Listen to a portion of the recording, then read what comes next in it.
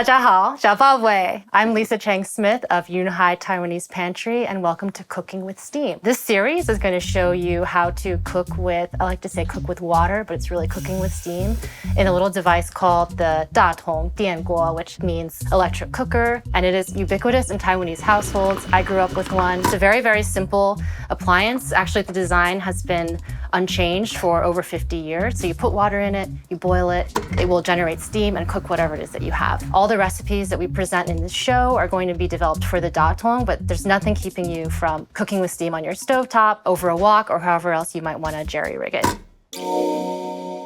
The terminology for Datung is also kind of funny because it's all translated. So in Chinese, it sounds like very quick, but in English, it's like outer pot, inner pot, steamer tongs, bowl clip. So there's a little bit to get used to, but we call this the outer pot, which is really just the appliance itself. This is the inner pot, and that's where you put all of your food. So you'll cook rice and things like that in here. And the way it works is just very simple. You pour water in here, you put whatever you're cooking inside, you put the lid on top, and then you push the switch down, and that will start to heat the water. Once the water has evaporated, the switch will flip up and it will stop cooking. All the steam will stay inside, and that's basically it. There is a keep warm mode, so that's great for if you want to, very typically like cook the rice and then leave it warm for a family member who's arriving home later from school or work. We call these the rice cup. 1 cup of water poured into the machine equates to like maybe 15 to 20 minutes of cooking time. So it's this interesting concept where we've equated water with time. This tends to get misplaced a lot. Where is the rice cup? It's like a clear little wisp of a thing. I seriously don't know where it is. Just to say, always know where it is, even like write a label on it so people don't think it's, measuring cup for the dog food or whatever. In addition to the inner pot, we have the steam plate. I really like to steam hard-boiled or soft-boiled eggs like in their shell. So what I do is I take the steam plate, I put it down into the machine and add water, and then I'll put eggs right on top actually and just steam it that way. Or you can put like a ceramic bowl inside and steam things into the ceramic bowl.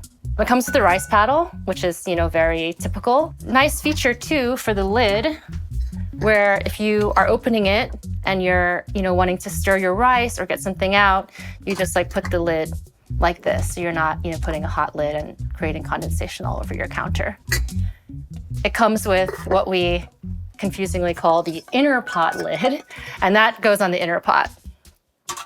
And people sometimes say, like, should I cook the rice covered or uncovered? Like, I don't know what the inner pot lid is for. Do not cook the rice with the inner pot lid on.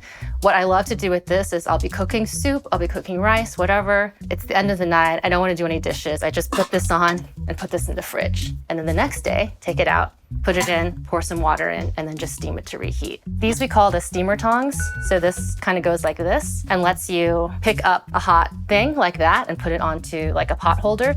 We also have this. This is called the, what are these called?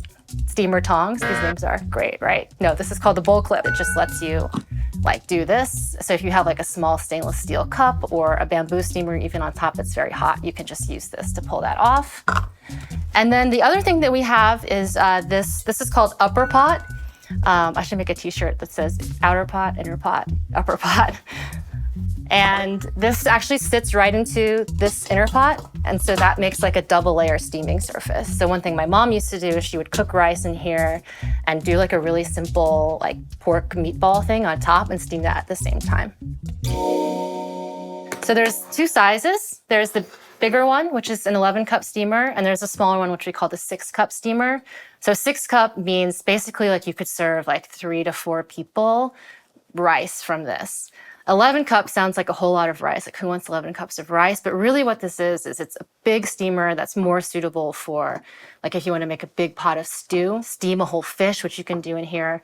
So really it's like large, and there's actually a small one, so large and medium. And then we don't sell it, but there's like an individual serving one as well. It's a device that invites improvisation, and the way that people learn to use it and do all kinds of things with it is really like word of mouth or passed down just like between family members. You can access some of this information or a lot of it in Chinese or in Taiwan, but it's really hard to find in English and in the US. So we actually wrote a cookbook called the Hai Tatung Family Cookbook.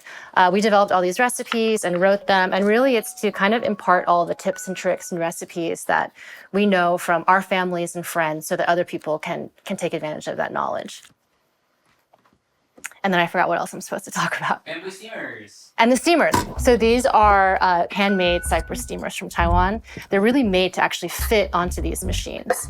So you'll see how the inner pot is actually raised a little bit. Most steamers won't fit onto them because of that, but this steamer, will fit right on over it. So that way you can cook rice and utilize the steam to cook things. You know, this is a 2-level steamer. Sometimes walking around in the streets of Taiwan, you'll just see them outside, like really, really high. Again, this came onto the scene in the 60s in Taiwan. This was a time of rapid modernization in Taiwan. My grandmother sold coal, which is what people were cooking on outside. And then these just came on the scene. So it was like coal or like press a button down and cook rice. I think if you grew up in Taiwan, you'd have a very different relationship with it, where it's like, oh yeah, this is what we cook with. But as a Taiwanese American, the kind of like generational knowledge of like how to hack it or how to make these kind of cool dishes in it somehow gets like a little bit disconnected. It's not like surrounding us all the time. So by doing this in the English language, we hope to like help people kind of reconnect with that sort of improv cooking culture relating to like steam and electric pot cooking, but at the same time like invite other people into it.